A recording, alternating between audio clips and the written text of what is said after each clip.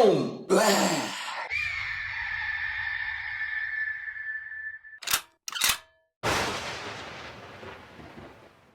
The back kick is one of the strongest, if not the strongest kick there is.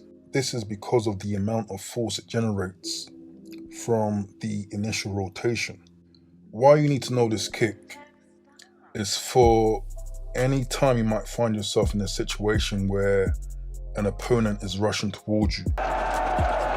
This is probably the only kick that will quickly de-escalate whilst also causing a lot of damage to your opponent. The good thing about this kick is because you're rotating and turning away, your head is now farther apart, and so it creates a natural defense for you. Say if your opponent has a weapon, for example.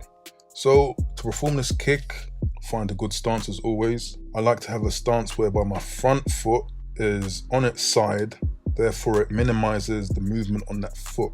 Because if you start with your feet facing forward, if you're fighting a skilled fighter, the rotation will be easy to spot because you have to turn your feet first.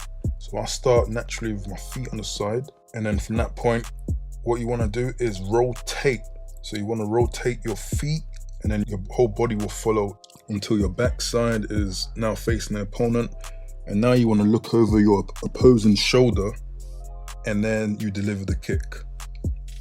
So pointers here is to make sure this rotation is performed as fast as possible, so you can have a view of your opponent when you look over your shoulder, because that is critical. You need to be able to view your opponent.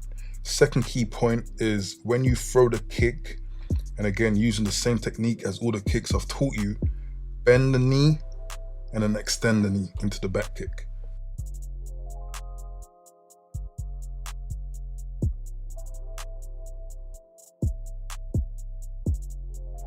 If you are having trouble throwing that kick in a straight line, a neat trick is to let your kicking leg brush your opposite leg, and then you will have no choice to throw that kick in a straight line.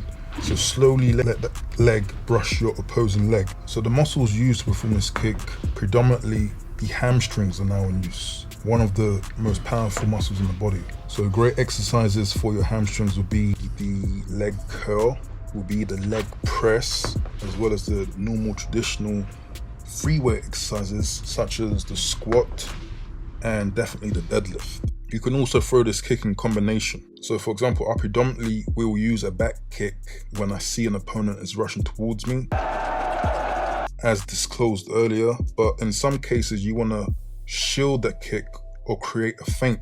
A combo for the back kick could be throwing a half turning kick and then following up with a back kick, or stepping and then following up with a back kick, or even doing a 360 feint where you pretend to throw a 360 spinning kick, immediately follow up with a back kick. So what those feints will do and what the initial kick will do is give your opponent a false sense of security when that first initial kick is missed. So he or she is most likely to rush again into you and attack when the first kick is thrown or the first movement is performed. And then there you follow up with the back kick. So what do you think? If you like this tutorial and all my other Taekwondo based tutorials, please do like this video. Leave your thoughts and comments in the comments below. Subscribe to this awesome channel. And also check out my other tutorials as they appear on the screen now, to teach yourself some essential self-defense moves from your boy Falcon Black. But for now, it's Falcon Black out. Peace.